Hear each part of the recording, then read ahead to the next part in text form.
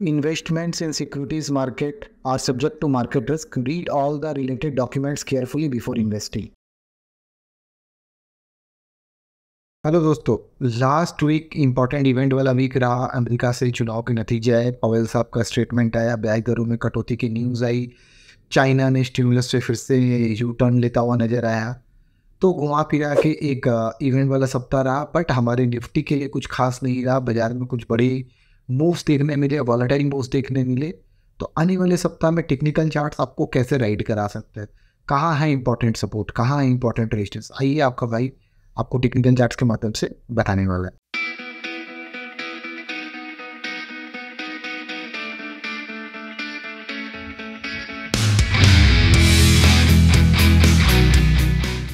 देखिए, सबसे पहले वीकली चार्ट को समझेंगे।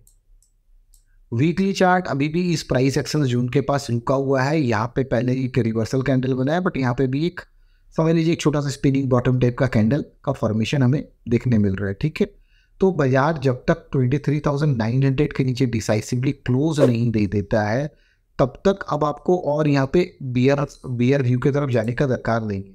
ठीक है, मंथली चार्ट में we have got a very good rate of 6 to 7%, तो दैट इज ओके, राइट।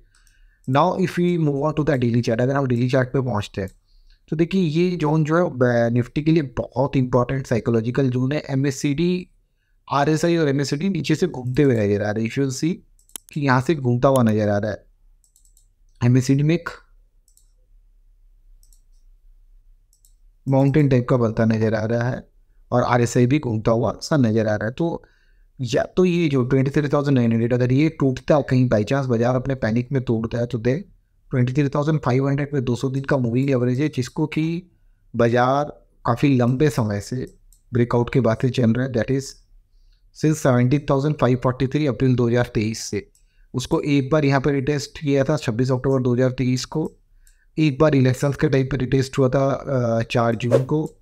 इसके बाद बाजार कहीं ना कहीं टॉप बना के यहाँ पे है। तो बाजार का जो टेक्सचर है, अपसाइड वाला टेक्सचर बाजार में चले जा रहे हैं, राइट।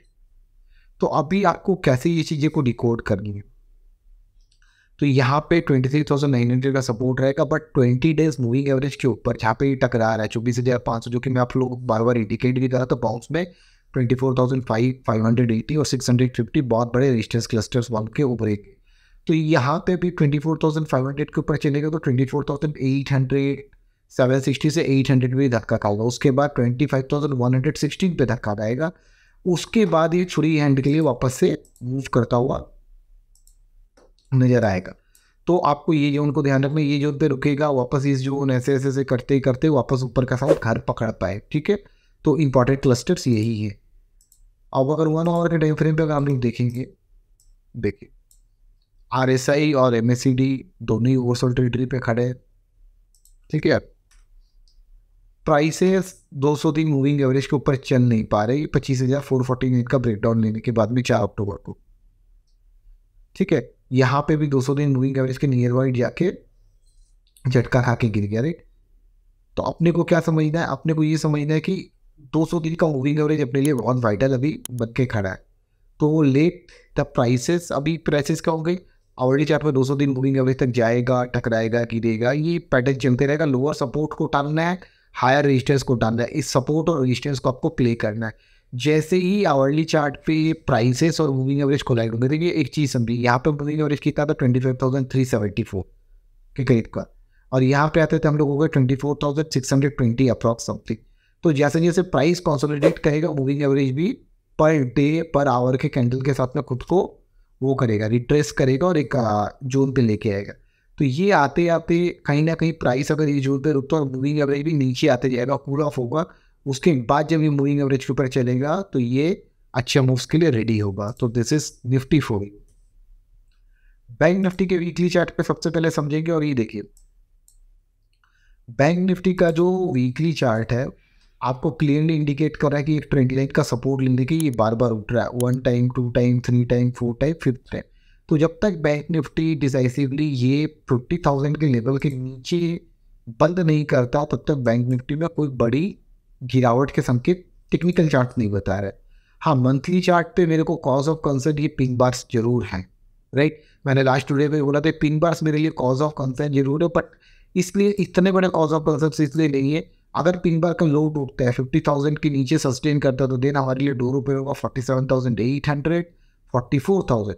बट अगर ये पिन बार इसके हाई टूट गए 53,200 के ऊपर चल गया तो फिर बैंक निफ्टी नई तेजी की तरफ में अग्रसर होता हुआ नजर आएगा। डेली चार्ट MACD ओवरसोल्ड है, RSI 50 लेवल पे घूम रहा है। ये ट्रेंड लाइन है, 200 दिन मूविंग एवरेज है यहाँ पे 49,948 के करीब पे। तो नेक्स्ट ट्रेडिंग सेशन पे बैंक निफ्टी के लिए जो सपोर्ट जो हो सकते हैं वो 51,100 और पूरे वीकली सपोर्ट जोन जो हो सकता है वो 50,000 के करीब का हो सकता है। बाउंस बैक 53,000 रेजिस्टेंस है, उसके ऊपर चला तो 54,350 और उसके ऊपर चला तो ये नए आयाम की तरफ बढ़ता हुआ नजर आएगा। आवरली चार्ट पे 200 दिन मूविंग एवरेज को जस्ट लास्ट ट्रेडिंग सेशन पे ब्रीच किया। यहाँ पे रोलर कोस्टर रेट चल रहा है, upside downside upside downside upside downside. इसीलिए तीनों टाइम फ्रेम के अंदर से खुद को कोलाइड करके देखना जरूरी है कि बाजार के ट्रेंड और डायरेक्शन किस तरफ बनते हुए नजर आते हैं, राइट। तो अब हमें क्या देखना है, हमें ये देखना है कि आने वाले सेशन पे 51,000 हमारा सपोर्ट का काम करे या हमारे लिए 50,000 सपोर्ट का काम करेगा। बट रेजिस्टेंस 53,200 पे कहीं ना कहीं दिखता, और एक छोटा रेजिस्टेंस यहाँ पे और बन चुका है प्राइस एक्शन का, ये छोटा रेजिस्टेंस स्टॉप 52,500। तो आने वाले सेशंस पे हमें अगर 51,150 के पास से कहीं घूमता हुआ नजर आता है तो हमारी इनिशियल रेजिस्टेंस लेवल 52,450 500 और उसके ऊपर 53,000 के लेवल्स होंगे।